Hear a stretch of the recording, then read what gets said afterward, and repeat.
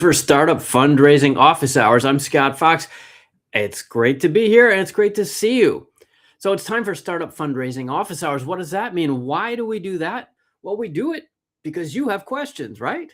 Startup founders from all over the world join us at startupcouncil.org because they have questions about strategy, about growth, about raising money, and all the things that go into being a startup founder. It's a difficult road, one that those of us who are entrepreneurs, well, we choose to walk it, but it doesn't mean that you don't need help. Right? Even Olympic athletes have coaches. So I'm here to try to help you to the extent I can based on my years of experience as a startup founder and these days mostly an investor. So thanks for joining us here for Startup Office Hours. It's a free service of startupcouncil.org. Like I said, right there. We're a worldwide community service group that helps early stage founders connect with the resources that they need to accelerate their success and build their companies. So if you're here tonight, thanks for joining us from YouTube or LinkedIn or Facebook, or maybe you're listening to the podcast later, or maybe you're listening later to a YouTube rebroadcast, right? Or the recorded version, and all your questions are welcome. That's what we do here is we take questions and I'll do my best to answer what I can to help you. And we also benefit from the other folks who are here with me, right? So we've got people tuning in from all over the world, and we'll be happy to help you watch, not just watch, but actually participate. I'll turn on the chat room here in a second, and we'll have people combining their intelligence and their expertise to help suggest paths to success for our founders. So if that sounds like you, then you're in the right place, and I look forward to you participating here at Startup Office Hours. So we're going to have quick Q&A, some investor pitches as well. So 2-minute pitches so we can practice for feedback. And I'll be giving you my best insights based on my years of experience. So who am I? Why have I got the microphone? Well, first of all, because I picked up the microphone, right? Any of you could do this. I'm not some genius, but I do have the luxury of being a successful serial entrepreneur. I've been doing this for decades, and I've built a bunch of companies, large and small, most of which you wouldn't have heard of, but a few that you probably have. And I've written these books. For example, these 3 in the middle, these are in English, and the rest are foreign translations. So we are worldwide in that sense because the books are in many languages around the world. So if you've read one of my books, thank you. And there's another book coming, which will be specifically about how to raise money. So keep your eyes open for that in 2026. But we really do this. I do this really because I want to help people get to the inside. I came from the outside without many resources and no connections into the world of technology or tech. And I kind of taught myself all that stuff. And that's why I started writing books 20 years ago, and why I'm writing this new book and why I do these broadcasts, because I want to share this expertise with you so that you can figure out how to get from the outside to the inside as well, how you can unpack the knowledge that's in your mind so that you can come online and build a business that reaches people, hopefully solve some problems, and along the way, maybe makes some money and makes the world a better place. So if that sounds like the right agenda for you, then we'll spend the next hour and a half together, and I'll be happy to help you get familiar with the world of startups. So let me just say before, I'm going to turn on the chat room here in a second, but please do invite your friends. That's right. Please go ahead and invite your friends while we're getting started here. There's time for everybody, and I'll try to stick around and answer as many of the questions as I can. So if there's a friend of yours who's an early stage entrepreneur and you'd like a friendly expert mentor sort of advice, and that's why I do this. I see a lot of people all over the world. I speak all over the world. I just got back from Malaysia, where the U.S. State Department had me speaking about innovation and encouraging the startup ecosystem and entrepreneurs in Southeast Asia. And I can't do that much of it one-on-one, so I try to do it in venues like this that can be helpful to a lot of you at the same time. So please do invite your friends right now, and like and comment and all that stuff, of course. And of course, also let me point out that this is not qualified legal or financial advice. You should consult your own experts. I've been doing this a long time, and I have a lot of opinions about this stuff, but that's all they are. They're my opinions. So go ahead and consult your own professional advisors when you are making financial and career decisions, okay? I'm just some guy you met on the internet. Also, just FYI, this is being recorded and shared worldwide online, so it is public, and your contributions here are likely to be heard and seen by others. So don't say anything too confidential or anything stupid. Okay. And we'll do our best to get everybody included here. And head on over to Startup Council right now. And we've got 7, actually, we have more than 7 now. I need to update that. We've got free newsletters to help you with fundraising, especially if you're in different parts of the world. We're spreading out across the world to offer services to help connect founders in different parts of the world. And we'd be happy to help you as well. Let's see. Okay, so let's turn on the chat room here. And let me find that for you. If that sounds like the right thing. And yep, well, I got a few people here watching. So let's see who's here with us. And you folks, where is it? There we go. Chat. Okay. All right. So now the chat room is going to start loading. So those of you who are, there we go. Looks like Miguel is on, what is that? That's YouTube, right? Okay, awesome, Miguel. I will look forward to answering your question in a couple minutes. And other folks, come on in and say hello. Let me know where you're from. I always find it interesting to hear where we're reaching. And I'd love to hear, for the moment at least, make sure this is working on LinkedIn, because we have some trouble on LinkedIn, or if you're on Facebook, like, let me know, say hi, where you're from and what network you're on. That would be really helpful for me, at least. And of course, can you hear me? Oh, there's Mustafa. Hello, Mustafa. You're local. Nice to see you. And I guess you guys can hear me. So that's always a good sign. I got to do that tech check, right? Okay, cool. So it looks like the chat room is mostly working. All right, so let's get going here and see. Okay, so I don't see anybody in the backstage. So Mustafa and Miguel as well. If you want to come backstage, then you want to come, I mean, to be on camera is what that means, right? So I can certainly talk to your text questions. So if you're feeling shy, that's fine. But let me find the other link. Pakistan. Hey, Riaz. Nice to meet you. Wow. Okay, here it is. founderofficehours.com. So if you go over there, founderofficehours.com, that should take you backstage. So turn on your webcam, make sure your microphone's working. And if you want to come back there and actually talk to me, then we'll be happy to do that. We'll bring you on camera and we'll have a discussion. Or if you want to practice your pitch, right? Like Mustafa was one of the ones who wrote in advance. And I very much appreciate that when people do that. It gives me a little bit of a chance to think about it. And Mustafa wants to talk about his A1 diagnosis company. And I'm happy to do that, Mustafa. But I need you to come use the other link I just posted there, founderofficehours.com. And the rest of you, if you'd like to join me on camera, please do that. And we will bring you on camera. Okay. So let's get started with the, well, let's do Miguel's here to start. And the rest of you, please say hello and let us know where you're from. So Miguel says, hi there, I just joined. Yeah, I will. Yeah, use that URL, Mustafa. Okay. No, that's not what I wanted to do. Oh, J. Michael de Maurizio. Oh, back after 2 years. All right, from LA. Nice to see you. Thanks for joining us. Okay, how do I do that? Let's see. There we go. Okay, so let's bring up Miguel's question. Well, it's a little too long to fit, but you get the idea here. I just joined. I'm a startup founder of a SaaS and SAP company, software as a service and probably software as a platform, I'm guessing. It's a data science AI helped company. I just got an investor, but some rejected us, I think because we denied them having equity. Okay. So I'm sorry, I guess that's not a question. Okay. Well, that's some good background. If there is a question, Miguel, go ahead and put that in the chat room and happy to follow up for that. Yeah. Well, if they don't give you equity, then I don't know that they will want, investors want equity. So I'm not sure if there's a question there or not. The Earl Mustafa is founderofficehours.com. Founderofficehours.com. I just had it on the screen. All right. So let's see here. This one. There it is. Okay. And there's Byron also from California of Creabot, a robotics company. Very cool. All right. Well, this is great to see all you guys. Who's got some questions though, right? So we can make this real quick if nobody has questions or pitches. So, but I'm happy to help if that's useful to you guys. But we need some content, right? I'm not just gonna. You don't want me to just talk, right? Okay. So Harsh. Okay. So it looks like Harsh is backstage. Well, it's Harsh. You want to turn on your camera, and if you would like, and you want to talk, then we can do that.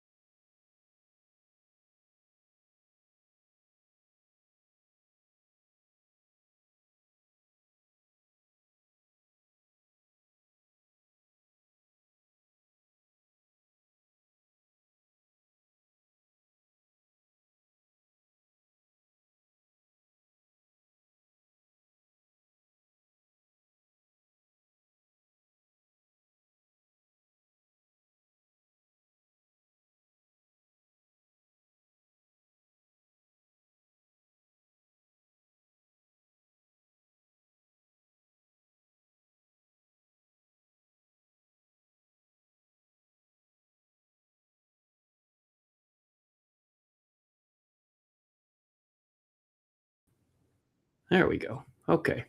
All right, we're back. Hey, everybody. So you never know with those internets, right? Not working as well as it should. But we're here, and we're here to help you. So if you have questions or a pitch you'd like to practice, then go ahead and put the question in the chat room. And if you want to come on camera to discuss that, or if you have a pitch to practice, it's founderofficehours.com. So Harsh, if you want to come on. Oh, Mustafa. Okay, there's Mustafa. Excellent. Okay, hang on a second, Mustafa. And Harsh, you need to turn on your camera if you want to join me. I'm not going to bring you on unless your camera's on. All right. So let's do this. And we're going to bring in, see my friend Mustafa here. Trying to find, sorry guys, just one second. I'm trying to find that link. There it is. Okay. All right. This platform, they move stuff around every time I do this. Okay. So here's free startup office hours, and here comes Mustafa. Got it. Okay. Yeah, Jay Michael, the stream froze, but we're still here. Okay. All right. So here is Mustafa, and he's going to come here with me. Hey, there he is. Hey, Mustafa. Hi, how are you? Can you Hi, hear nice me? to see you. Nice to see you too. I'm Yeah, so happy to join here, actually. excellent. Yeah, we met. Where was that? At one of the events I It's was about hosting. the Angel Group in Westminster. I presented everyone. Yeah, that's right. Right. Okay, I was hosting that event. Yeah, that was cool. Yeah, Yeah, it well, was so good. I was really happy to meet with you over there in person also. oh, excellent. Great. All right. Well, do you want to practice your pitch tonight? That's what you emailed about, right? Yeah, Okay. definitely. Okay. If it's possible, that would Yeah, be for nice. sure. Well, let me explain how we do it here, and that way the audience can contribute as well. So we do just a 2-minute pitch, no slides. It's just verbal, Mhm. and the idea, of course, is for you to do your pitch. That's the easy part. So, but what we want from the audience, everybody else listening, is what you think, right? Because I don't have all the answers. I'm just a guy. So I certainly have a lot of opinions. I've done this many times, but I would love to hear, and so would Mustafa, love to hear what you think of his pitch. So we're probably not going to debate so much the strategy of the company. We're kind of going to presume that it makes sense. He's a smart guy. And we don't have time to get into all the details, right? But as a show, we're going to have him pitch, and then we'd love your feedback on what he could do better, or what was missing, or what you liked. Of course, is always valuable feedback too. So just kind of the pros and cons kind of feedback, right? And I will add my comments as well. So and you all can do that in the chat room. So let me grab where's my phone? We'll do 2 minutes. So I'll put a timer on, just like they would, well, you've done this, right? We did this together on stage, whatever that was, a Right. month ago or so. Yeah, Um, definitely. and let me get my 2-minute timer, and then we'll hear Mustafa. Mustafa's already done this, so should be pretty good. And then the rest of you, let's see. Hold, let me just answer this. I did try to participate on camera, but couldn't find the URL. The URL, guys, is founderofficehours.com. Go to founderofficehours.com. Founderofficehours.com. Okay, there we go. All right. So now Mustafa is gonna give us a shot here. Ready? Okay. I'm ready when you are. Okay, we can start. Hi everyone, my name is Mustafa Özgül. I'm a CEO of A1 Diagnosis. Would you like to see the future clearly? Would you like to evaluate your eye health before vision loss happens? 20 million Americans have age-related macular degeneration, which causes central vision loss. It is irreversible and it is detected after damage happens. I would like to explain our technology in a simple language. When we get older, some cells in our eyes start dying. Where do cells go after dying? They go to the blood. Previously, we couldn't detect them in the blood because our technology was not advanced enough. Right now, we can detect them in our blood because our technology is very good, very advanced. And our AI platform analyze these cells product and provide risk assessment for HS macular degeneration before vision loss. Then you are think healthy, and then we can give you risk assessment. How it works? When the person go to the doctor, a family doctor office, and withdraw the blood and send it to us, we analyze with our advanced technology and provide the risk assessment. for the patient and for the doctor. Who we are, I'm a medical doctor, and I perform research, University of California, for 6 years, Department of Ophthalmology, School of Medicine. Co-founder Dr. Murad Badai is Stanford scientist and has extensive experience on regulatory process. Here is the opportunity. We are working only one disease right now, but we will extend risk assessments for autism, Alzheimer, endometriosis, and other diseases, step by step. What we have done, we completed proof of concept studies. Our next step is the perform study for CLIA certification. Okay, sounds like we're out of time. Thank you very much for everyone. Thank you so much. Yeah, so it's hard in 2 minutes, right? Yeah. It's fine. Just one sentence, $1 million will be used for CLIA certification. Oh, you were almost finished. Okay, great. Yeah, almost finished. Yeah. Thank you very much. Well, that's a great point. Like if you're that close for you, but to everybody else, because we're talking to everybody, right? Just keep going. Like tell them, like make a gesture, like I got it. Okay, I get it.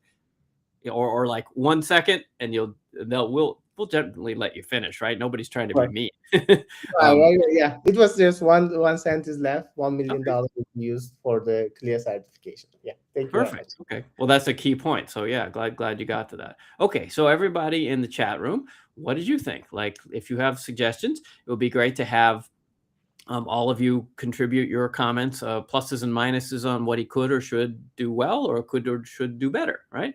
I'll go first. So it's very good. You're very fluent at this, right? You know what you're talking about. Given the short time span, I guess, so I'll try to, what could be better? Given the short time span, it's tough to fit everything in. So I just happened to be watching the clock because my phone's sitting right here in front of me. And it was over a minute before you got to really what you were doing. Like you were explaining macular degeneration and stuff like that, which is important. But I think most people have some idea about that, at least older people, which is most investors.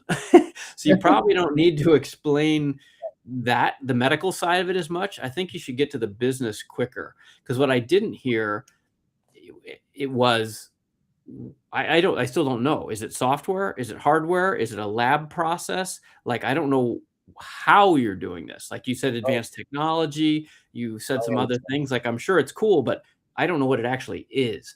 And it would be a lot better.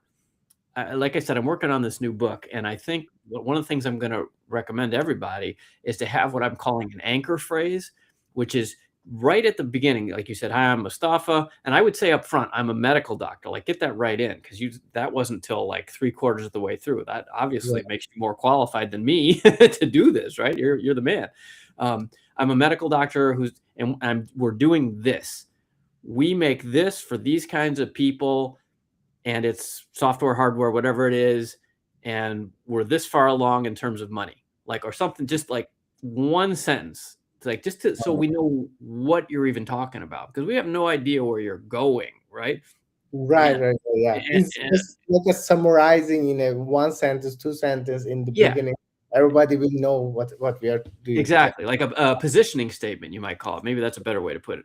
Yeah, exactly. And then I can know, right? Like, okay, so what I'm expecting. Okay, so this is a medical. I still don't even know. Is it a device or is it software or? Basically, this is the instrument. We analyze it, but end of the time, we got the 10,000 molecules and analyzing the AI platform. We have own algorithm, and to provide us the risk assessments. There's two things, like a blood analysis in the advanced device, plus using the AI data, and then to.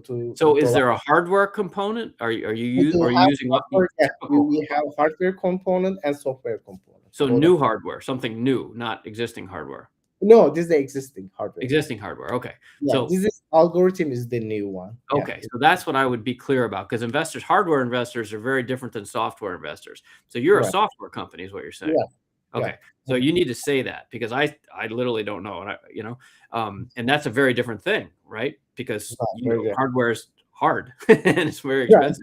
And you got to get all those FDA approvals, and like, it's medical devices. So it's not a medical device at all.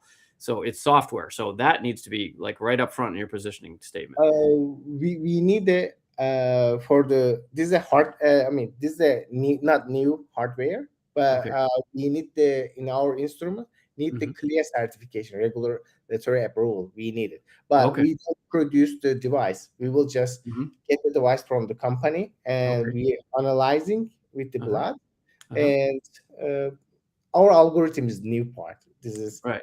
Okay. So that's what you need to say, right? Because especially I'm not a med tech investor, I'm more of a software guy, right? But position that right up front so that those who are listening can go, this fits in my box or it doesn't fit in my box. And those whose right. box it fits in will perk up because like, oh, this is my kind of guy, right? And then they will listen more closely. If you don't give us a positioning statement, we're all kind of half listening and hoping we can figure it out. And you're making it too hard because at the end, like I said, I still didn't know what it was. And the what it is, we investors tend to invest on whatever it is. Like our mandate is we do Yeah. software, we do hardware, or we do whatever, or medical device, right? Et cetera. Right, So, right. I yeah. think we can say more software part actually. Okay. I think, yeah. Yeah. Well, and you said AI, right? You didn't wait. You waited till the end to say AI. That's another thing. You have 4 letters that you should say a lot. MD, AI. Like, dude, you're like way ahead of most people, right? And Right, you're a right, modest, friendly guy, so you're not waving that flag, but that's a big deal. yeah.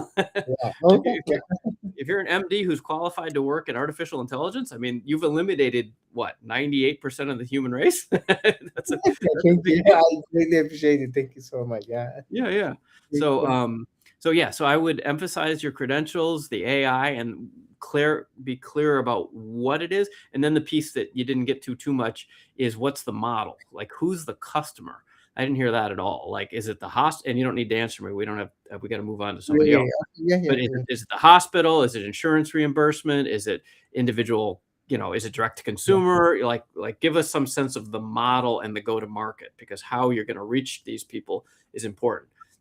And especially if you have an advantage somewhere in there that will differentiate you, like you're really good at AI or your go-to-market strategy is because your partner, is has huge connections somehow with the hospital systems or something, like emphasize the good stuff because in 2 minutes you don't have time to explain it all. Like you just Yeah. want to seem really sexy and have us want another meeting, right? Right, right, yeah, definitely. Yeah, our Yeah. goal is to get the second meeting always. Yeah. Exactly.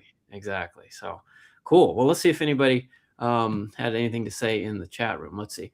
So Jay Michael says, I've heard similar people pitch about medical startups. What I often hear for feedback is patents. Yeah, that's fair. And approval timeline in the medical space to get the product to market. Yeah, those are all fair points for sure.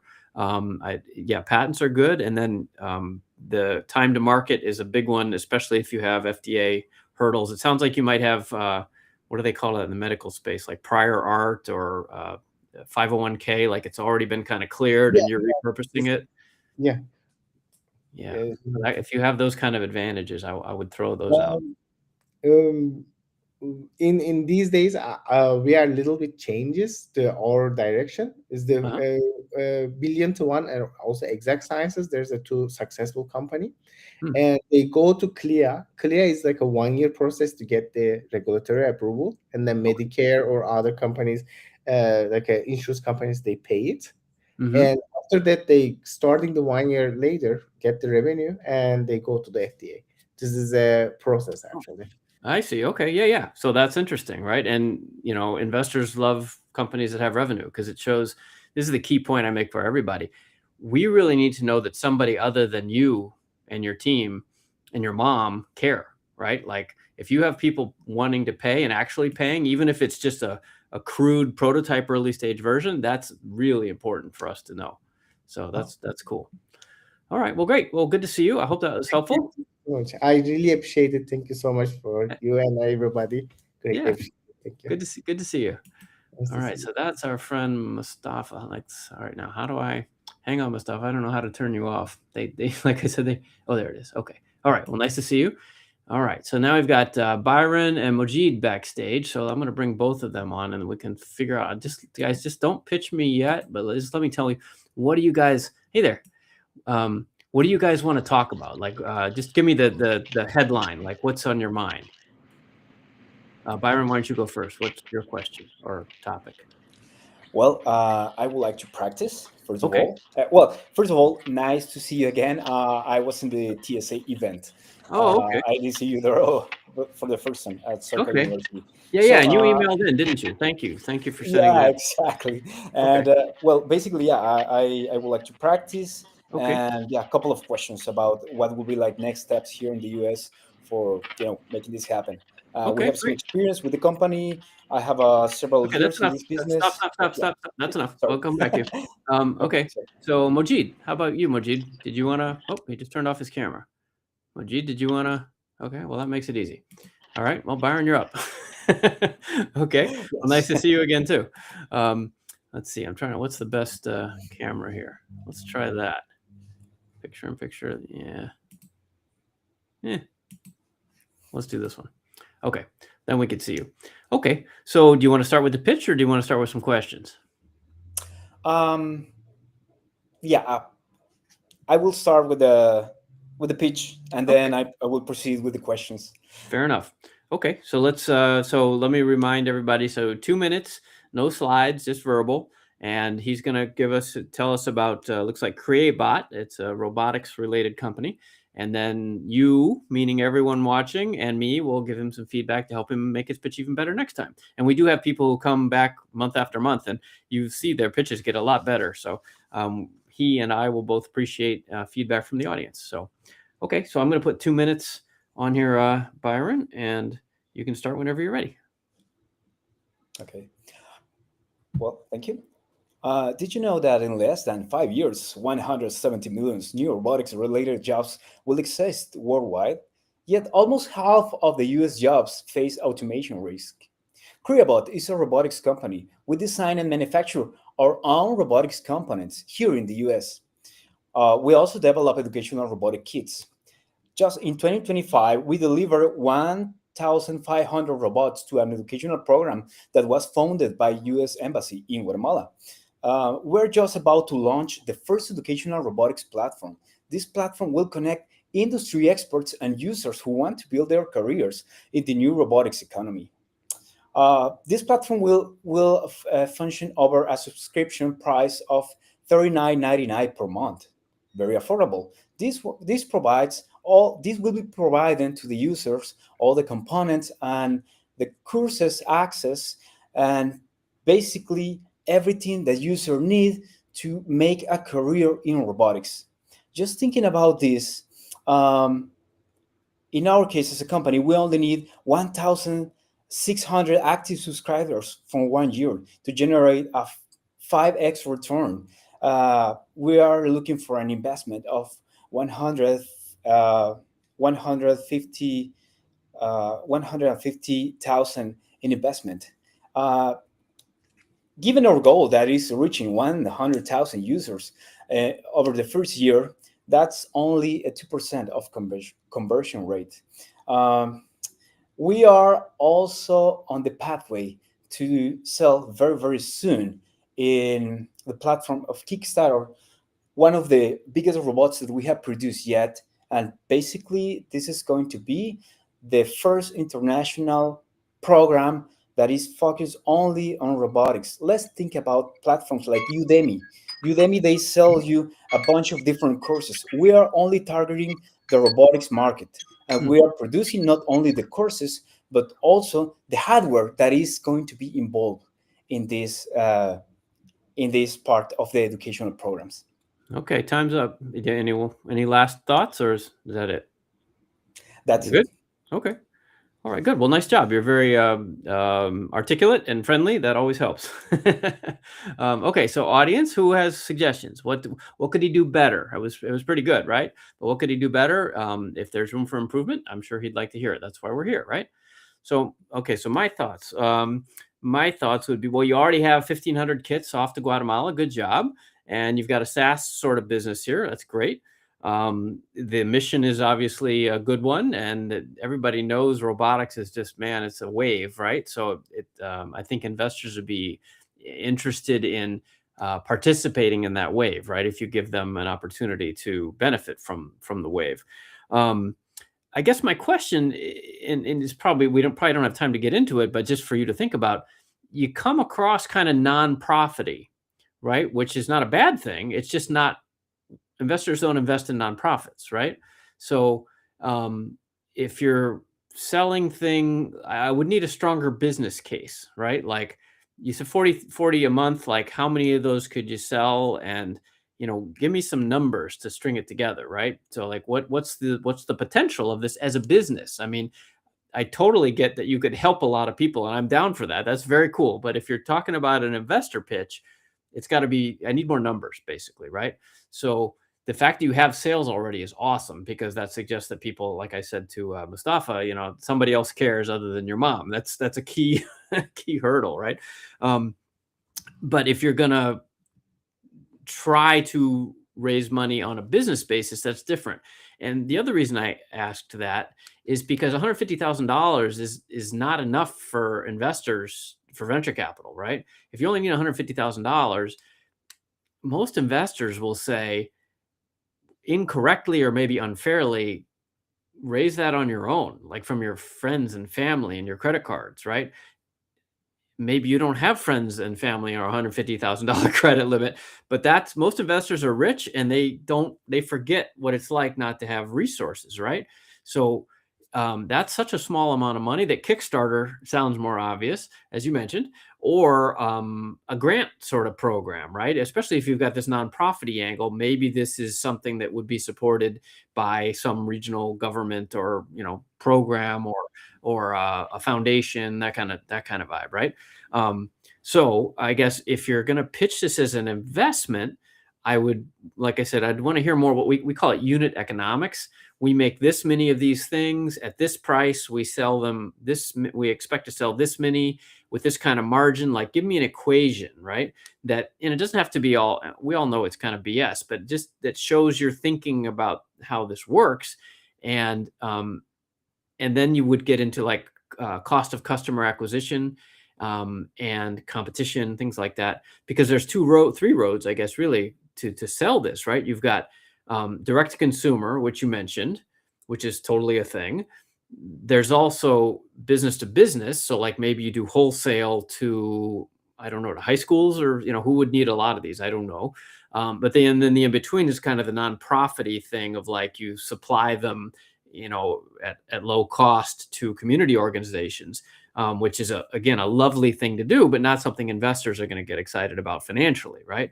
So I think you kind of got to pick your lane and be a little clearer, because you mentioned kind of, at least the way I heard it, and I may be wrong, and we forced you into 2 minutes, which I know is artificial, but which one is it? And is that a path that investors would be excited about? So does that make sense? Is that useful? Totally. I do appreciate. I didn't knew that I sound like I was selling, or I was trying to do something like non-profit. Basically, that's not the business model. Okay. We manufacture all of the parts, all of the components, all of the robotic kits. We put into boxes, and our main business is to sell them to final users. Now we have a subscription model where we will be providing hardware and all, as well as the access to this educational platform, which is going to, probably was the way that I have explained it. And just as an example, I did use this educational program that was funded by the U.S. Embassy last year in Guatemala, because they were my first client after, a lot of years. Because I did close this company for the pandemic, because of the COVID-19.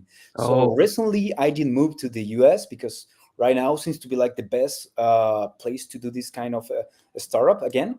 And because everything is U.S. manufactured, seems to be like a good point for selling to local government. Actually, there's a big amount of fundings from the U.S. government available for robotics companies right now. And, in my experience was that U.S. government will pay you very well as long as you manufacture most of the components. And in robotics, it's even a little bit harder because they will give you a documentation where you must testify that you are not getting all of those parts from China, for example, Oh, or sure. from other Yeah. other governments. Yeah. Yeah. So Well, okay. that was my bad. So yeah, well, that's great. Well, that's why you do this, right? Better do this now than when you get that big meeting that you've been dreaming of and they get the wrong impression, right? So okay, so that's a lot clearer. Then I think you need to open with something like you will say it better, but something like, we're a robotics kit manufacturer. We sell direct to consumers and to wholesale to the US government. Period. And then get into the stuff like, okay, now I got it, right? Because otherwise it was kind of a bunch of different stuff. And the Kickstarter thing, actually, that can be pretty distracting. If you think that you're going to make money, is it Kickstarter for equity or just for product? Well, Kickstarter, we're thinking about making just for product, but actually, because again, it's like this is where my questions are going. Okay. This is the first time I'm doing this kind of business in the US, and everything, Mhm. all the information I know, I have read it. I have been following you on social media, as well as a lot of other persons that do this type of uh, do this type of let's say ideas and documentation about it. Yeah. And yeah, my first question is, what would be a good recommendation, for example, in this kind of business? Because honestly, yeah, I'm open to keep equity on this business. We already have some traction. I have Mhm. 13 years of experience of being doing this. We were exporting to several countries in Latin America. Basically, the company was closed because of the COVID-19. Yeah. I'm from Guatemala, by the way, so Mhm. the government did close most of the company's operation over there. And after that, I did travel to China. I tried to find out who was doing this all over the world. Yeah. And I did find out how Chinese, they manufacture so cheap. So basically, everything that we are doing is manufactured in the US, but almost the same price as Chinese do Okay. in That's China. great. Yeah, Well, that's so great. this is a So good thing. yeah, so put all those good points into a short pitch, right? And don't Okay. talk about Kickstarter, don't talk about other stuff. Like, we build these things in the US, because you're right, that's a great selling point. We already have the US government as a customer, and we're going to sell them to this many people. Like I said, some equation with this many people at this typical price with a gross margin of this. And the other thing I would say, and we're going to have to move on and talk to some other people here, but when you talk about a SaaS business, you should also mention, is $40 a month. Great. But what do they get in future months, right? Do they keep getting a kit, or do they, how do you maintain their value so that they don't churn out and disappear, right? Because SaaS sounds great, but it's hard to do to keep people engaged, right? So that would be another thing. So yeah, that sounds cool. You've got the pieces here. Just kind of like bring the best points to the surface, I think. Cool. Yeah. Yeah. Finally, one question. Where do you think, because I saw that, the experts were talking about the last time, where do you think we can find out, someone like me, I can find out like an advisor for these type of projects? Because that I do believe that as the new guy in town, I really need one. Yeah, yeah.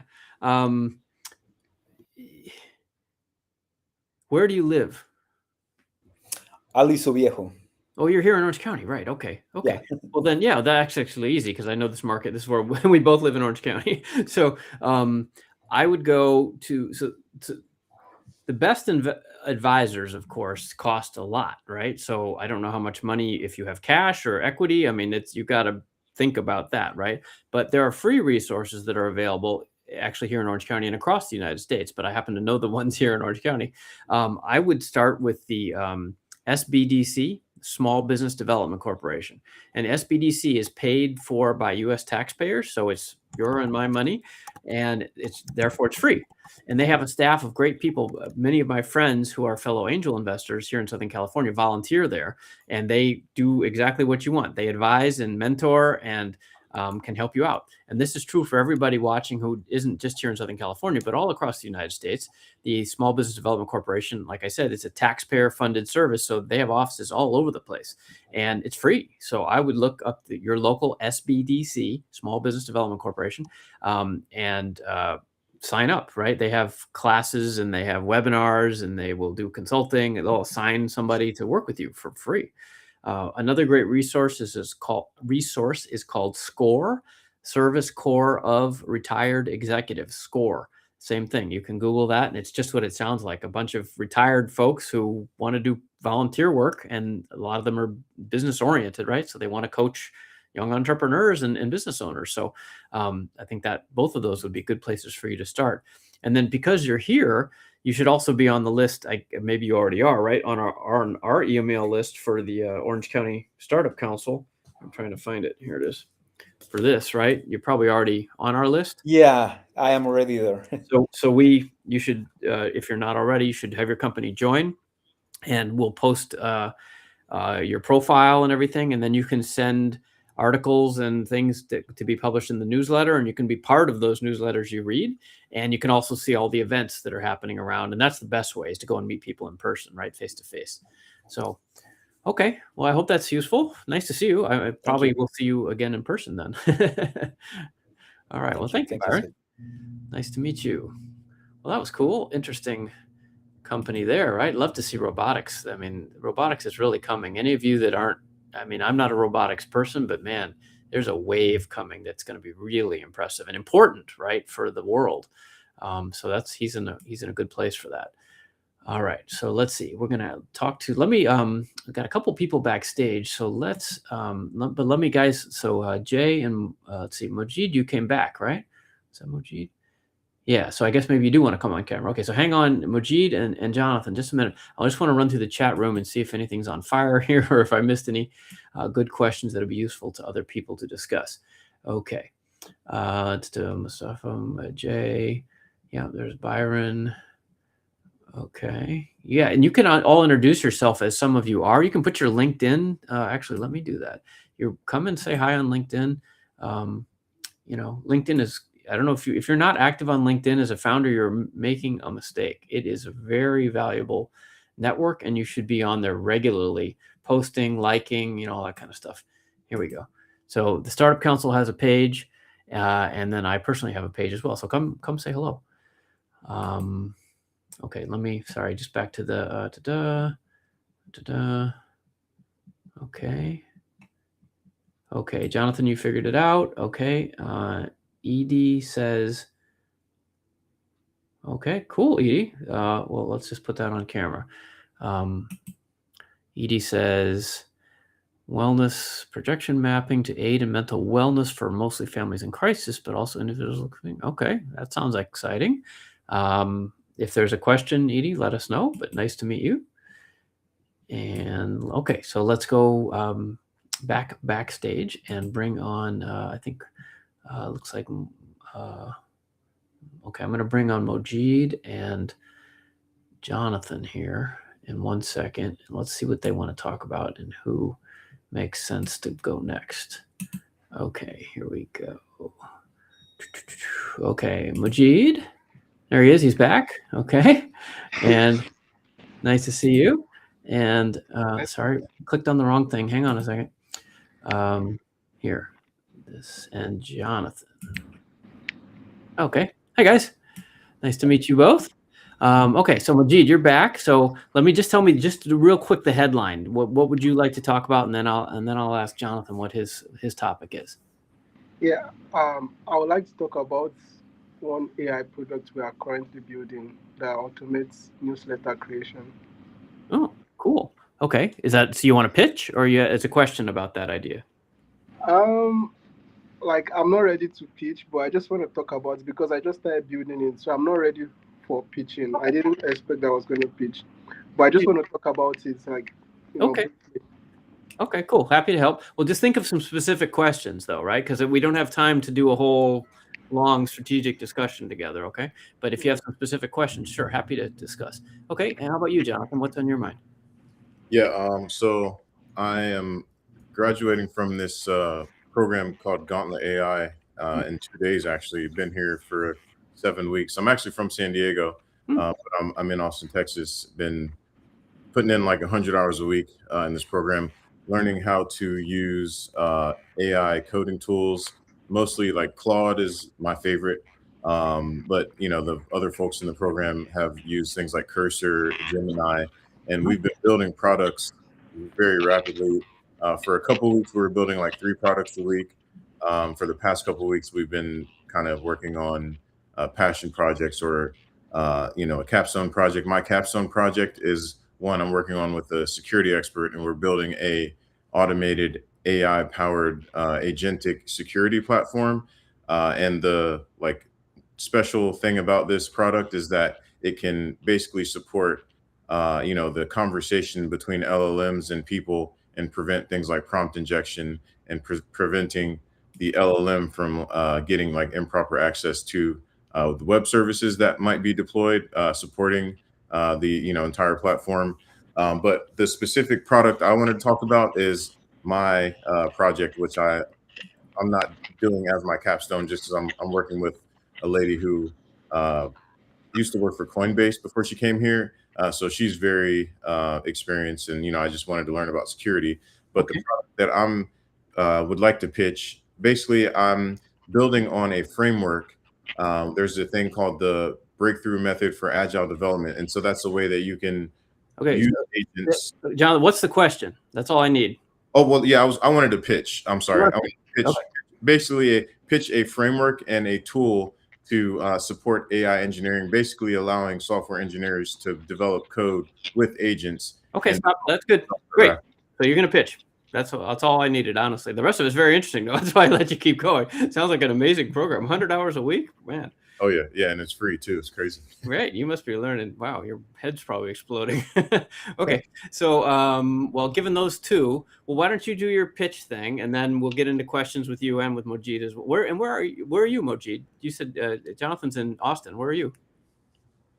Yeah, I'm in Phoenix, Arizona. Phoenix. Okay, cool. All right, Southwest night. All right, cool. All right. Well, Jonathan, if you don't mind, then why don't you do? If you heard, were you here earlier? We did like a 2-minute pitch, and okay. Okay, yeah, so for sure. Let's have. All right, so Mojid, I'm going to turn you off for a second so we can focus on Jonathan, but you're still here, and we'll come back to you. Okay, good to see you. Okay, so there's me and Jonathan. All right, so Jonathan, why don't you go ahead and give us? I'll put 2 minutes on and tell us about this product you've got in mind. All right, so yeah, the inspiration from this product, I've been a software engineer and a machine learning engineer specifically for the past 6 years. Before coming to Gauntlet, I've built some really cool things, but it's taken quite a while. I've been able to build products in a matter of like 7 days that would have taken teams of like 5 engineers at least like three weeks or to 6 weeks to have an MVP. And that's all based on the power of coding agents. Like I said, Claude is my favorite agent of choice. And I like to implement a framework called BMAD. It's the breakthrough method for agile development.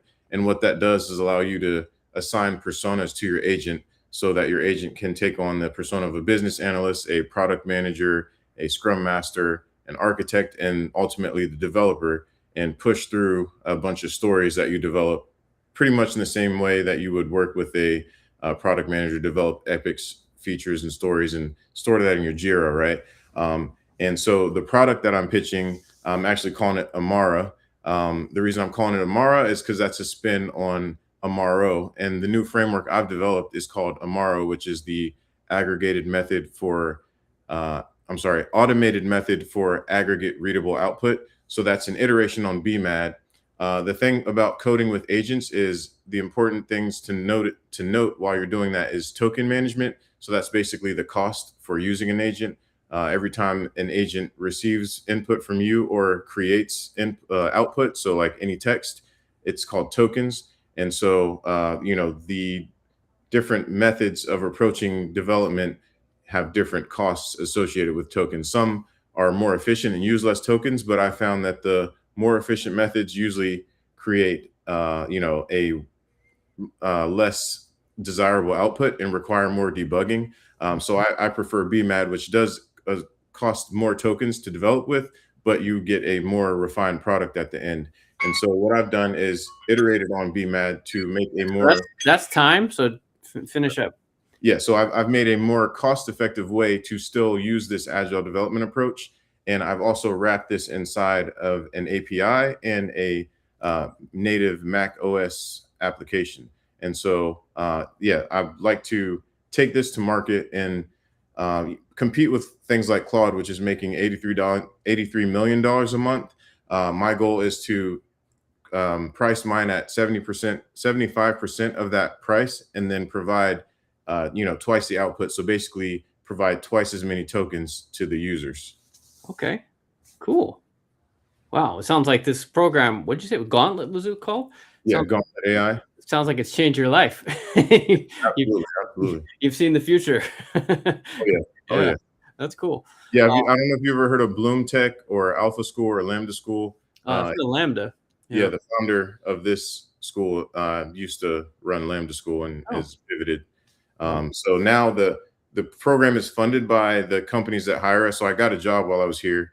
So I'll be back home in San Diego working for a company based in LA. But yeah, there's a bunch of partners that fund this program. That's why it's free. I've been staying in this really nice hotel this whole time. Cool. They're taking care of all the food. And so we've been developing projects for these, these partner companies. Oh, I see. Right. And we've met so many different people.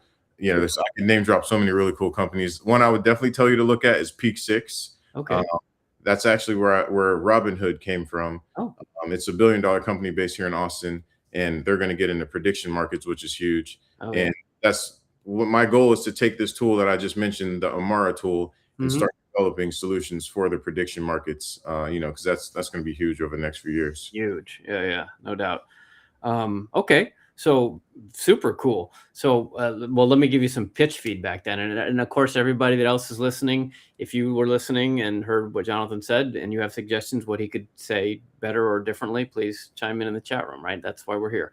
So, okay. So very interesting. You like to talk. So maybe you're nervous, but you got to be a lot more concise, right? So I'm just saying this is your friend, right? So you had 2 minutes and it was about 90 seconds of preamble. And then suddenly you told me what you actually do, which was we're a more cost efficient something API to reduce token costs and compete with Claude at 75% off for twice the output. Start there. Right. I don't need all the hand waving and big picture and table setting like stuff. Just tell me what you're doing, right? Because that's investors are not going to sit still otherwise, right? And that was a great pitch, right? But it was like way after all this other stuff, right?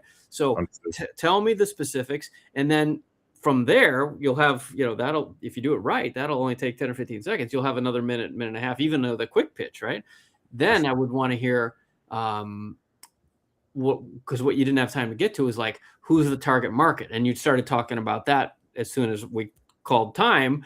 And you kind of said, these folks and prediction markets or whatever, because it's obvious it's a very niche sort of thing, right? Most people, I barely even understood what you're talking about, right? If you start throwing around words like Jira and BMAT and token management, most people have no idea what you're talking about. They don't even know what agile is, right? So you got to be really careful to size or level your pitch to who you're talking to, right? And most of that will go right over a lot of people's heads, right? Because you're a real developer, right? So that seems natural to you, but most people know what Jira is, right? I barely do.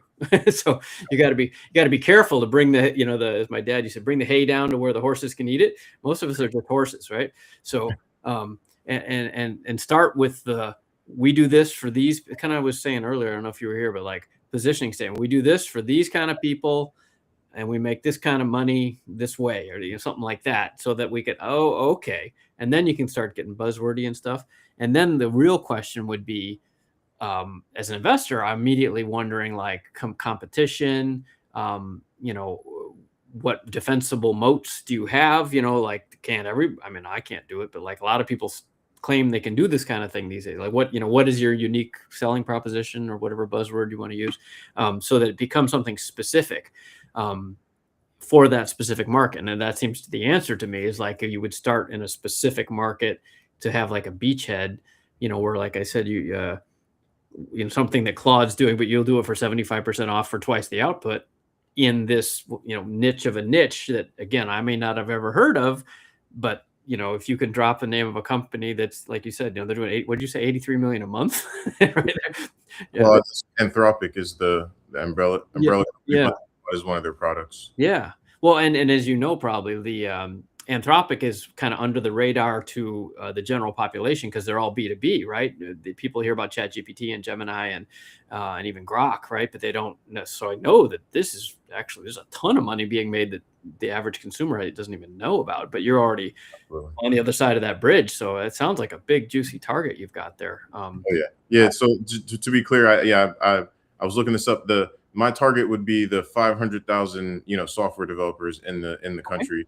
And again, I want to do it at 75% of the cost of Claude. So I'm looking at $150 a month subscriptions, right? And even with only 1% of that, that's $750,000 a month. Okay. And the overhead for that is really only going to be about like 25 or 250,000 a month. So the margins are pretty huge. Great. Okay. Yeah. So that kind of stuff is what we want to hear, right? Because as soon as you start talking, this is for everybody, not just Jonathan, as soon as a founder starts pitching, we're trying to do equations, right? Like, what are they doing? How much does it cost? How many can they sell? Like, we're trying to do arithmetic all the time. We think in spreadsheets, right? So you got to give us a lot of numbers, and the sooner you've got numbers, right? So just throw them out there, and they're good numbers, they're big numbers, right? Just be careful though, as long as I'm saying that. Investors don't like it so much when people say it's $1 billion market from the top down, and if we just get 1%, we're rich. Well, it's much more impressive to work from the bottom up, kind of like you did a second later, which was 500,000 software developers.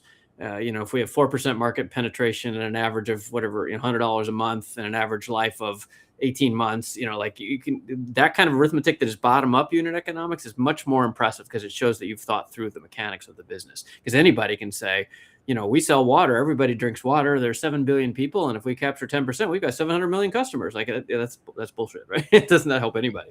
I appreciate you for framing it this way, because that's what I did it out of order. That was my reason for and like focusing so much on the framework, because the thing that, like, when you sign up for Claude or these other tools, they don't do is they don't give you a framework on how to use their tool efficiently. Like, why would they? They want you to blow through a bunch of tokens. That's interesting. Okay. I like that. Yeah. This is an educational component to what you're saying. Absolutely. Investors don't want to invest in things where people are trying to change market behavior. They don't like to, at least I don't, invest in things where like vitamins, like everybody should take more vitamins. So we need $1 million from you. Like, okay, but no. But if it, like what you're saying, this is actually a business use case that will bring their costs down with a little bit of education, that could be a real competitive advantage. Yeah. And it's like kind of an onboarding almost. Sounds so. And that's the thing you mentioned ChatGPT and Grok. Mm-hmm. This, like, people, like you said, I'm definitely, this whole program has got me, like, I feel like I'm 10 years in the future. This is like Grok. If you could ask Grok 100 questions, but like you didn't need to, you could just ask Grok the first question. It would figure out the next 100 questions and answer them for you, and build the system and the product that you want at the end of it. Yeah. That's good. Okay. Well, we're gonna have to move on, but I would encourage you I would keep pulling on that thread, because that's the kind of example that even non-techies would get, right? Because everybody at this point has at least used ChatGPT, but as you're just saying, they're like, whatever, imagine you put in one question and it leads, you have to ask 14 more questions, and then you spent whatever, $400 on tokens. Oh yeah. We'll do that. One question will answer itself, and it'll only cost you $4.87 or whatever. Like that's a use case that the real use cases would be great for something like what you're talking about, because it's really hard for us civilians to get our heads around it. And last thing, I'll jump in the chat. I'm going to put two things in the chat, 2 YouTube videos. One is a video of one of the founders that I talked to, and he thinks he's going to build a $1 billion business with one employee. I was trying to be that employee. He didn't hire me, but I got another job. And then I'll put another video, which is just a demo of the tool that I'm talking about. Cool. And that's only like a 2-minute video. Right. But yeah, thanks, Scott. This is only my second time on. I'll definitely make sure and be on a lot more often. This last 10 weeks has been crazy. But I got one before that, but I'll definitely catch a lot more coming up. Awesome. Well, nice to see you again. Glad you came back for more. All right. Well, so that was Jonathan Skeet. Okay. And Majid, you've been waiting patiently. So let's wrap a little bit about whatever's on your mind there. Let's explore your, you said it's AI also, right? Yes. Thank you, Scott. And firstly, I want to appreciate you for helping me promote my conference, when it was going on. I saw that, Startup Council supported. Oh, yeah, you probably don't remember, but yeah. I just wanted to say thank you. Oh, you're welcome. Yeah, we promote a lot of conferences, so that's great. I'm glad to hear that's actually, thank you. If you don't mind, then let me actually put that up, because this is a resource that we're building that could be useful to everybody. Startupevents.org is what I'm looking for here. So this is the only worldwide calendar, I think, of only startup events that are only face-to-face. So these are like real conferences if you want to go and meet people. And then if you don't want to do the face-to-face thing and you only want to do virtual, like you don't have the money to travel, or you live like, not in the Bay Area or some, other country or something, on startupcouncil.org, our website, you can, this one, we have the only calendar in the world of only virtual events. So if you go there, both of those you can read for free. So that events, and we try to promote everybody's events. So if any of you are event producers like Mojib, we'd be happy to help publicize that for you. Okay, sorry, your turn. Yeah, thanks. Yeah, so basically, my company, Data Global Hub, we do quite a lot. One of those things is events, but I want to focus on a particular area that I would want to get your opinion on, like today. So that's still something I just started, like maybe 4 days ago. So I'm building like a newsletter automator. So Newsletter Automator is an AI-powered platform that transforms how we create newsletters, and basically, like, it helps you create quality newsletters in a short time. Normally, you have to find content, you have to create it, you have to write compelling copy, format everything, and then manage distribution. For most people, this takes a lot of hours per newsletter. So basically, like, it has different components. Like, this is how it works. You need to paste the URL. You drop in the links to maybe websites or maybe platforms that you want to get information from, or blog post or website or web content. Then AI does the heavy lifting. It scrapes all those websites, summarizes it, and writes your newsletter. Then also it does it with your voice and style. So you can train it on your tone using samples or description. You can just write, okay, this is how I want the newsletter to be. Or you can just upload a sample newsletter, and then it takes the tone and adapts it to the new one you want to create. Then also it has collaborative features where you and maybe multiple other people creating the newsletter can edit in real time, and then you can approve, if this person should, you can approve, if the other person should, can send the newsletter. Then also, it has built-in subscriber management system, A/B testing, and analytics. So what makes it different is that you can generate AI images for each section of the newsletter. So it also comes with image. Then also there's version history and team collaboration. So you can decide to edit the newsletter, if you're not ready to upload it, and then change. You can have different versions. Then also you have pre-built templates where you have different sections and maybe images and stuff that comes with the templates. Then you also have a full email marketing suite included in it. So that's what the newsletter automator looks like. So I just wanted to get your opinion about it, and if it is something that is reasonable to go further. Is this something that people can that one can get investment on? Yeah, well, it sounds great. Are you building this all yourself? That's a lot of functionality. Yes, I'm building myself. I'm using AI agents. So wow. Yeah, I guess I gotta learn how to reevaluate software, because man, if you can do all that by yourself, that's about when I was your age, that would have taken 14 people, like a year at least. So that's really cool. Okay, well, yeah, I think it is an idea. Absolutely. Newsletters continue to be a really valuable tool for marketing. Every new tool that comes out, I've been doing this long enough that every new tool, everybody said, oh, this is going to take over and newsletters are dead. Whether it was Twitter or YouTube videos or Discord or, every new thing is, that's going to kill newsletters. Email keeps going, right? So I think it's, yeah. And these days, as you know, obviously, if you can create the content of that quality, you can repurpose it over to TikTok or YouTube or whatever pretty easily anyway. So to be in the content generation business, I think that's a thing. So yes.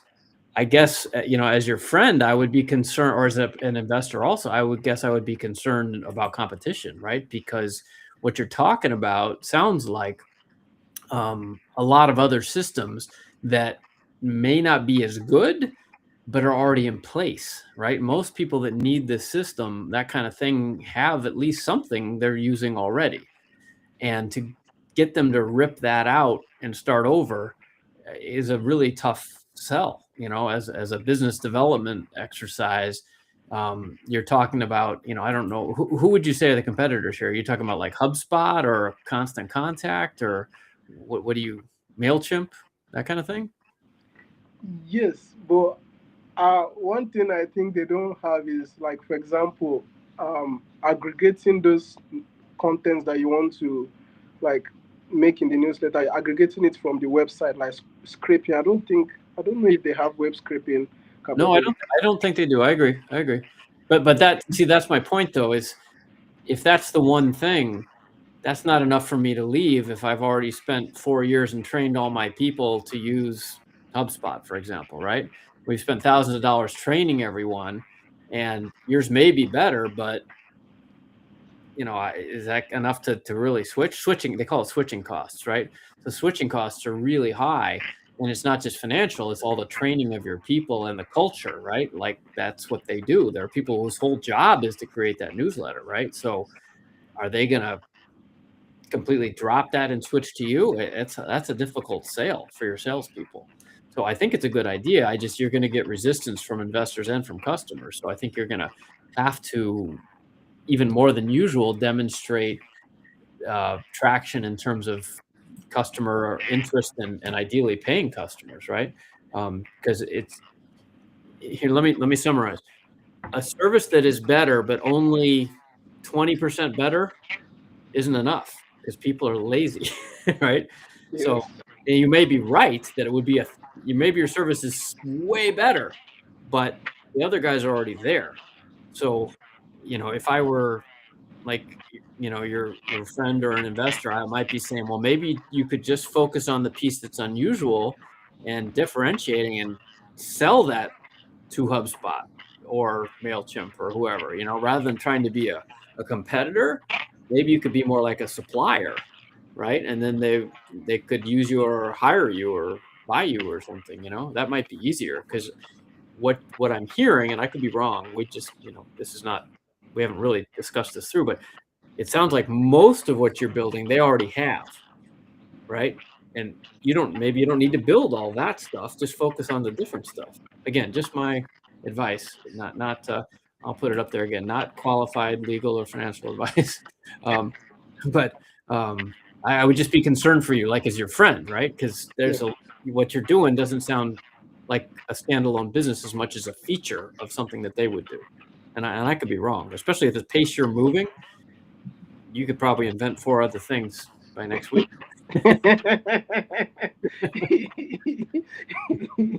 Actually, Yeah, you're trying.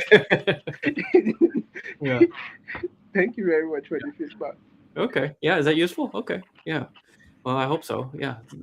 Yeah. I admire your ambition, though. It's great to hear you. And if you come back and we'll talk about it more as your thoughts evolve.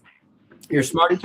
You're smart to ask for other points of view, right? Because there's no right answer here. It's up to you, and it's your life, man. If that's what you want to do, go do it, right? You figure it out.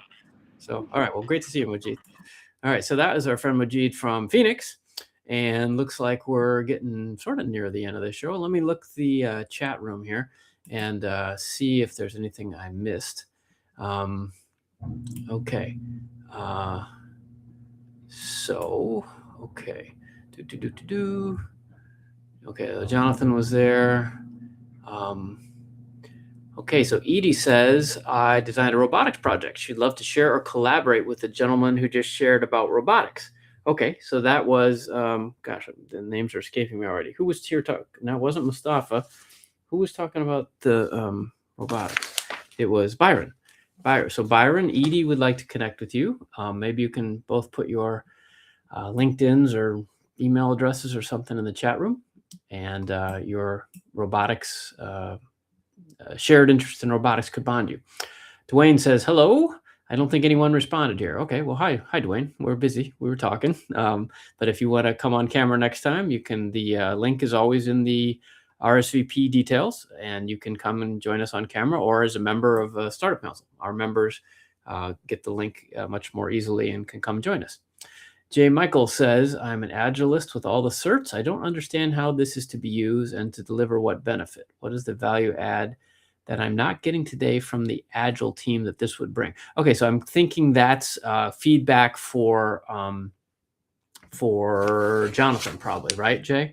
So yeah, so that's great feedback, Jonathan. Actually, if you're still here, Jay's suggesting, and this is a good way to put it. I'll put that on the screen. What is the value add that I'm not getting today from an Agile team that your tools would help with your Amaro product? Yeah, that's a good way to put it. What's the value add? Yep. And that's true for Mojit as well, right? What's the value add, the specific, right? Because there's a Venn diagram. A lot of things are being done already, maybe not perfectly, but good enough, right? So when those circles overlap, you don't want the circles to overlap like 90% and you only have like a 10% difference, right? You want them to, like, you have a big circle of, wow, we do all this stuff that is significant enough that it actually drives revenue, right? That it affects the bottom line, not just more efficient. Like, more efficient is cool. I love efficiency, but the bosses, the budget decision makers, they're going to want to see that paying for this tool or new software or whatever it is actually affects output in the sense of making more money or saving money, and ideally both, right? So it all comes down to the money every damn time. Okay, Miguel says, I use Augment Code now and it's crazy. I think your pitch is very good and I understood it entirely, but I think it was overly technical. Okay, well, that's a good for Jonathan. Yes, that's kind of what I said. You said it more concisely, but yeah, a little less tech, and but it was very good. Good. And that's from somebody who really understood what you're talking about, not just me. I just pretend to understand that tech stuff. Dwayne is back, and Dwayne says, why won't this thing click? Hang on, guys. This is annoying. Okay, well, Dwayne, oh, there we go. Okay. Check out iTech Smart Incorporated or itechsmart.dev. Okay, so there's a suggestion. And Miguel would like to connect with you, Jonathan. Yep. Okay. So Jonathan, hopefully you saw that. Miguel, does VC attend those events? I'm not sure what events, Dwayne, you're talking about. What did I talk about? Oh, the startupevents.org, right? Yeah. Oh, sure. Yeah. These are big events. The ones that we cover there are big conferences, and like they have to have at least 300 people, maybe, and some of them have, 10 or 20,000 people. So absolutely. Okay, so here's a good one. We can talk about this. So Mayweather says, hey, Scott, is it dead season to be sending cold decks and portal submissions? How confident can we be that our message will get read when incoming traffic seems so heavy? Actually, May, I'm going to call you May. I don't know you, but let's go with that. I would never be sending cold decks and portal submissions. It's just so rarely works. I mean, it can't hurt, I guess. But if you're, okay, let's split this in two buckets, okay? So if you're sending cold decks to investors, we're not going to read them because we're too busy. We get so many decks that we only look at the ones that come from people we know, right? That we have a pre-existing relationship with. Is that fair? Is it right? No. Is it the fact? Yes. But that's one of the reasons I do this, because I don't think it's fair, right? That's why I write these books. Like, I'm trying to help people reduce the gatekeeping, right? Reduce the gatekeeping for everybody. So, but it's a fact. We just don't have time. We get overwhelmed, right, by the number of things and people that want to talk to us. That's why I do these broadcasts, right? If you want to talk to me on an hourly basis, I charge a lot of money, like a lawyer, right? Because I just can't manage my schedule otherwise. So the cold decks will be ignored, or if you go to a big firm, a cold submission through most portals will go to somebody, guess who? The lowest person on the desk, like an intern or fresh out of college kid. Is it going to go to the managing director who makes the investment decisions? Hell no, right? They're busy, right? They're talking and seeing all the deals that their friends are showing them that are actually valuable, hot deals from established founders, with amazing credentials and blah, blah, blah, right? Is it fair? No. Is it a fact? Yes. So cold decks rarely are worth your time because they're probably going to get reviewed by somebody who has no pull, right? Venture capitalists don't write big checks randomly, right? There's a lot of due diligence done, and they have to put their personal credibility as well as money on the line. So they're not just taking recommendations from the summer intern, it's just not a reality. I'm going to cover this more in this book I'm writing, like I said, but I wanted to hit the other part of that portal submission. So I don't know exactly what you meant there, May, but portal submissions may mean a slightly different thing. And I'm going to interpret it to make a distinction here, which is portals like a accelerator submission or an incubator or like a pitch competition, like things like that. Those might get reviewed on more of a cold basis. And by the way, there are some firms that only take submissions cold, right? Because they're trying to eliminate bias and connections, and that's cool. Like if they say that, you might have a better chance. But generally speaking, I'm not in favor of it. Is this the season particularly? Yes. I mean, at least in the United States or in countries where they celebrate Christmas, I would take the next 3 weeks off. I mean, unless you want to take a shot, like the 2 or 3 days after Christmas, and maybe the person is bored and checking their email, and they want a little taste of, they like looking at stuff, and maybe you'll get lucky. I mean, that, but that's sure. Go ahead. It's luck of the draw. How confident can we be that our message will get read when incoming traffic seems so heavy? You can't at all. That's why I'm saying you can't be confident that it will be read. You can't assume it will be read. You are much better off networking. I'm going to put up a resource here that is part of our answer to this, which I haven't talked about this time. I'm surprised it doesn't come up. It usually comes up sooner.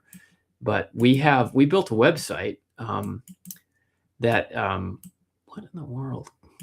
There we go. Here. We literally built a website like this because this is the question we get every time, right? How do I find investors, et cetera, et cetera? Startupinvestorsdirectory.com. And this is a directory of 3,000 early stage investors that's searchable on 40 or 50 different parameters. So it's not just aerospace versus med tech versus software. It's also early stage, pre-seed, seed, Series A, Series B, but also you can search by geography. You can search by various affinity groups, right? So you can find people that invest in women founders or Black founders or veteran founders or immigrant founders or non-US. Like we have all these different filters that you can use. And the idea is to, again, reduce gatekeeping. And it's a search engine, basically, right? So it's not free because we spent a lot of money and years building it, but there's a lot of information in there. And if you can see that on the screen, there's actually a code, and I'm not even going to say it, but you can see it if you're paying attention. And you can use that code, and I think it'll give you half off. And check it out, and maybe that would be helpful to you, May, and everybody else. Okay, so what else? Okay, Edie says, okay, so Edie has a question. Okay, how open are investors to supporting mental wellness models that use immersive technology like projection mapping to increase participation, retention, and measurable impact? Well, Edie, it depends on the investor, right? Most investors have what we call a thesis, right? Meaning like, I am a late stage aerospace investor. That person's not going to be interested at all, right? Or I am an early stage consumer packaged goods investor. Like I'm looking for like new beverages and matcha teas and kombuchas and energy drinks, that person's not going to be interested, right? So you have to do your research and figure out who are the investors that care about the same things you care about. And that's where a tool like this or Google, can really be helpful, because you can actually see their portfolios, and you want to find people. We have categories for, they invest in advertising or aerospace or medical devices or health and wellness, or whatever. We have all those kind of categories, right? But then you can actually look at their portfolios and see where they have invested in the past, and that's who you want to talk to. So that's sort of the research answer, right? You need to do your research and find out, because some investors are and some investors aren't, and most aren't, right? Because they're doing other things. There's a lot of opportunities in the world. More importantly, Edie, though, I think there's a lesson here for you in the way you framed the question, which is kind of off. Like, I understand that's how you see the world, but let me introduce you to a different way of looking at the world. Speaking as an investor, I don't care at all about, what did you say, supporting mental wellness models that use this, and this, and this. I don't care at all. What I care about is money, right? This is a business. So if you want to appeal to investors, you need to talk about the business. So I would reframe that somehow to say, which investors, or are there investors, or even ask for referrals. Do you know any investors? This is always a good thing to ask. Anytime you meet an investor, tell them what you do and say, do you know anyone that's interested in this, right? And reframe it around, investors aren't interested in supporting mental wellness models. That's just not what they do. They're interested in making money. So can you say instead, we have a mental wellness model that is going to make a return of, X million dollars in 4 years? Like that's the way you need to frame this, right? And then you can start thinking like an investor. So put the money first, not because what you're doing isn't important. It's just that it's the job of venture capitalists to invest money. Like, it's not their money. You know that? Like, VCs invest money from other people. They have to raise money from limited partners, which are usually insurance companies or pension funds or foundations and university endowments or wealthy family offices. So they have raised that money, and those folks have invested with the venture capital firm because of the thesis, right? So this firm has a thesis that they're going to invest in late stage aerospace companies because that's what their limited partners want them to do. So they're not interested in your company, not because it's not a great company, but because it's literally illegal for them to invest in mental wellness models, right? They invest in aerospace, right? So not all investors are the same. So you need to do the research and figure out who does your kind of thing, and then put the business and the money and the potential return first, because it's their job. It's our job to look at the money, right? And how we make the money is actually secondary, is only a result of being able to make money in the first place. You've got to put the money up front. And that has come up in every one of the pitches tonight, right? Less product, more business. Okay, enough on that, sorry. Okay, so Dwayne says, that's why I love iTech Smart. It integrates with everything that has API bidirectional. Okay, well, that sounds cool. Jay Maurizio, the value. Okay, so it looks, you guys can probably all see these other chat rooms. Oh yeah, you're talking to each other. Good. Yeah, okay, Jonathan and Jay Michael, you're talking. Excellent. Amaro. Okay, good. Okay, good. Sounds like you guys hit it off. I hope you exchange your contact information and can build something together. That'd be super cool. If you do, come back and tell me. Okay, that's why I do this. Hopefully the answers that we share here are useful, but what I'm really trying to do is build the community so that you all can connect and help each other. It's relationships really drive all this stuff. So if you can make a friend here, that's worth far more than whatever advice I gave you. If you can build your team, build your confidence, build your community, that's much more likely to help you build a company. And that's what I think is most exciting about technology like the Zoom, right? We can all come together and make friends, even though we might not ever meet in person. So thanks for watching tonight. I hope it was useful to you. Please tell your friends. If you're watching this in the replay later, or any of you that have follow-up questions, you can post them on YouTube in the comments there, and we will try to respond and keep the dialogue going if that's useful to you. Please do like and subscribe. It does make a difference. It's not why we do this, but the more people that can meet here and exchange information and learn and level up their skills in startup land, the better, right? I'm very much a rising tide lifts all the boats sort of guy. So please like and subscribe. Leave a comment would be even better, right? Because that just will drive the algorithm and help more people discover this content that is hopefully useful, especially to folks who don't live in the Bay Area or didn't go to Stanford, or all the other connections are not white males like me, right? There's a lot of smart people in this world, and they all deserve a chance. So if you can like and subscribe, that would help us out to reach more of them. So thanks for joining me tonight. Hope to see you again next month. Happy holidays. And please leave us some comments and likes and shares. And don't forget to come join the Startup Council. This is a new thing. You could be in early. The platform is just rolling out this month. And we built all the tools I could think of that would help connect and amplify the good work that many of you are doing. So come on over and check it out, and contribute to the momentum that we're building so that we can help you even more. Thanks for watching. I'm Scott Fox from startupcouncil.org. See you next time.